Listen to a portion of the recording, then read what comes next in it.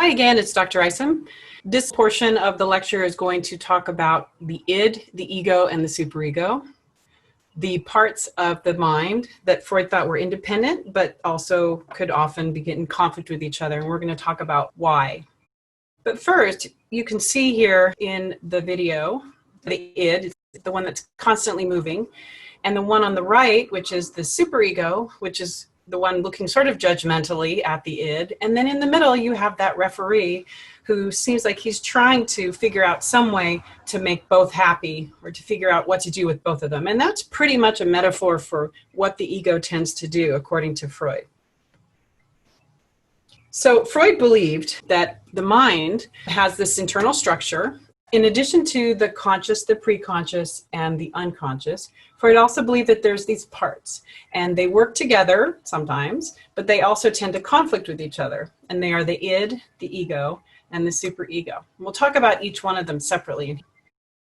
The first is the id. The id is that part of your mind that you're born with. It's the first source of psychic energy. This is where those urges come from, the sexual urges and the survival urges and even the urge to harm and hurt people. These are present at birth. So they're very primitive, impulsive, pleasure-seeking, aggression-seeking too. When we think about thanatos, this is where psychic energy comes from. This is the source of libido. The id functions on this idea of the pleasure principle. Essentially, if it feels good, do it, and I want it now, which is an example of what Freud calls primary process thinking. Primary process thinking is just, I want it, so it should be mine. So there's really no thought process other than I want it and I want it now. Babies are born with this id, and when they're hungry, what do? They scream and cry, and they get what they want right away, hopefully. Now, the id has no idea about anybody else's feelings. It really doesn't care about the superego or the ego. It's irrational. Realism is not even a process for the id. It just wants what it wants, and it wants it now. The next part of the personality that's developed, or the next part of the mind that is developed that affects your personality, is the ego. Now, I've chosen the ego as Clark Kent, if you ever watched the old Superman movies, because he seemed to be rational. He was always trying to figure out how to make people happy, figure out how to make things happen. Compromise was something that he often did. And this is really what the ego does too. The ego develops right around 18 months to around 3.5 years. Now, you'll notice that if you look at other charts, and maybe even in some of the materials I have, the age range for these stages that we'll talk about later, they're a little bit different. People have different ideas about what Freud meant. But as far as when the ego develops, it develops somewhere between 18 months and 3.5 years. And it develops when the child first hears the word no. So usually, babies would cry when they're hungry, boom, they get fed, and the world is a great place. There comes a point where the child wants candy, and dinner time's coming in a little bit. And so they said, I want candy and I want it now. And they hear that word no. And that is not a happy thing for the id to hear, because it wants what it wants and it doesn't want to be denied.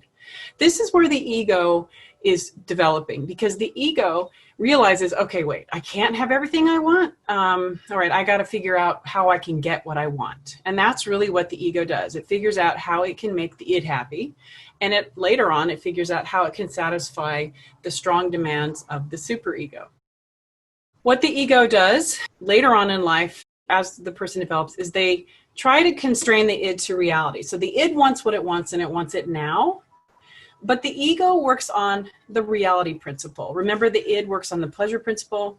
The ego works on the reality principle. And the reality is you can't have everything you want when you want it. Okay, that's just not the way the world works. So what the ego does is it tries to figure out ways to get what it wants. And so Freud refers to it as the executive part of the personality, or maybe not Freud, but theorists, when they're talking about the id, the ego, and the superego. The ego is that part that tries to make things happen. It works to satisfy the needs of both the id, who's irrational, and the superego, who is also irrational, and I'll talk about the superego next. A strong ego is held by somebody who is able to satisfy the needs of both the id and the superego. So there's another video you need to watch in addition to the parapraxis one or the Freudian slips one.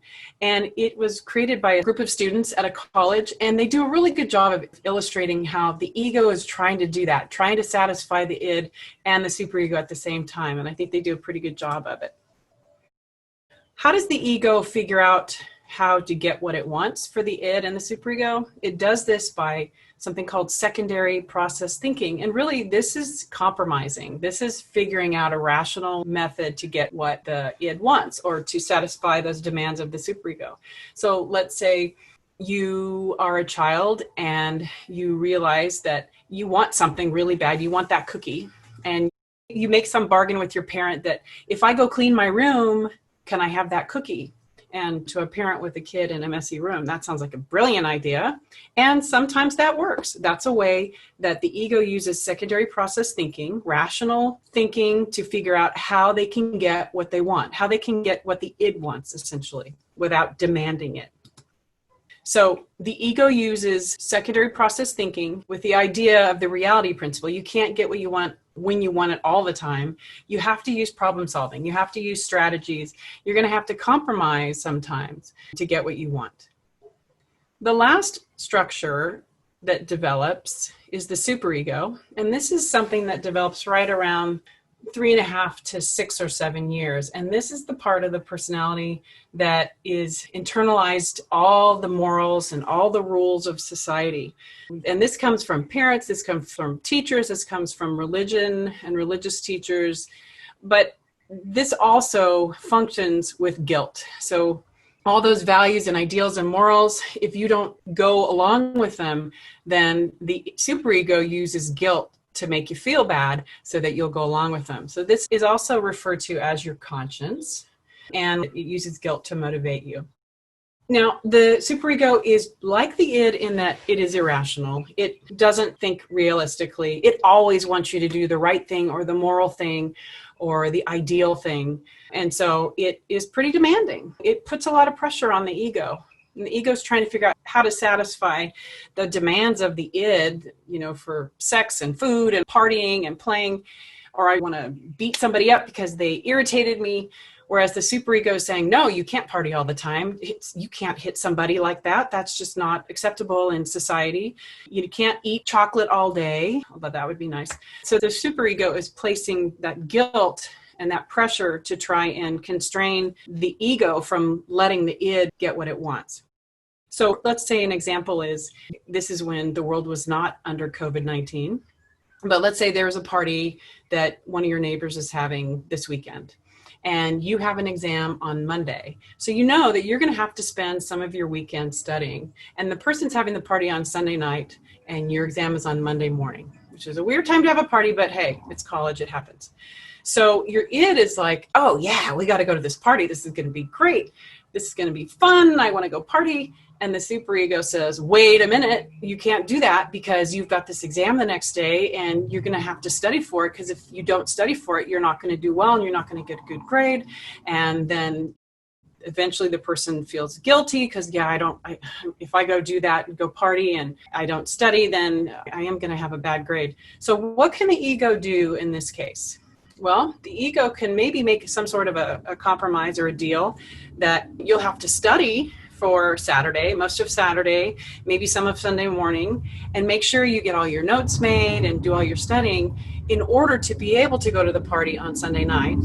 And then make sure you don't stay too late so that you don't oversleep and miss your exam. So if the ego works out that kind of a plan, then the ego is able to satisfy both the demands of the superego that you need to be prepared and do well on the exam, and the demands of the id that you need to go party and enjoy yourself. So that is an example of a strong ego being able to figure out ways to compromise. So the superego and the ego can have their needs met. Now, your life is a constant interaction between your id, your superego, and your ego. And the id and the superego tend to overwhelm the ego with their demands. And each has a different goal. So if their superego is demanding that you need to do the right thing, whereas the id is demanding, I want what I want and I want it right now. If the ego is not able to satisfy both of those demands, then that generates anxiety. So conflict between these three parts of your personality generates anxiety. And you don't want anxiety. Anxiety is what causes you to have mental illness and anxiety disorders and problems. So if you can reduce your amount of anxiety, then you will have a well-balanced mind. You'll have better mental health. The way to do that, according to Freud, is to have a strong ego, the ego that stands up to both the id, stands up to the superego, and then figures out ways to make them both happy. A well-balanced mind and good mental health, according to Freud, is something that is the product of a strong ego. These three parts of your personality are developed as you progress through the psychosexual stages, which I will talk about in a later lecture. But again, the strong ego can effectively balance those competing forces of the id, which is impulsive and pleasure-seeking, and the superego, which is demanding and uses guilt to motivate. Okay, so here is a video that I require students to watch. I usually show it in class. This is the one I referred to before that does a really good job of illustrating the ego and how it's trying to make both the id and the superego not necessarily happy, but trying to satisfy their demands. So you definitely need to watch that. Just some illustrations of some pop culture that feature parts like the id, the ego, and the superego. So here we have Homer Simpson. And anytime you see a character who's got the devil on one shoulder and the angel on the other, that's really pretty similar to Freud's idea of the superego, the ego, and the id. The id is the one that wants to do all the bad stuff, and the superego is the one that wants to be golden. And the ego is trying to figure out, okay, how am I going to manage this?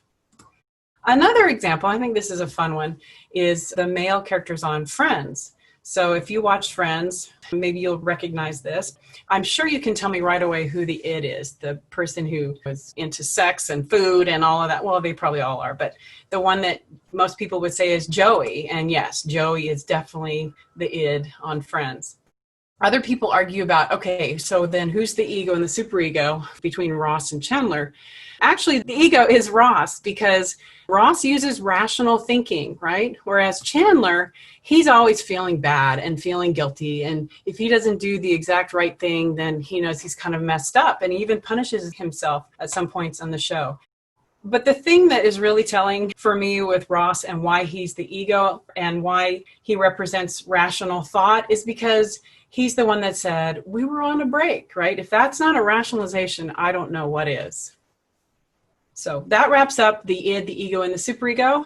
The next little video lecture will be on the psychosexual stages of development.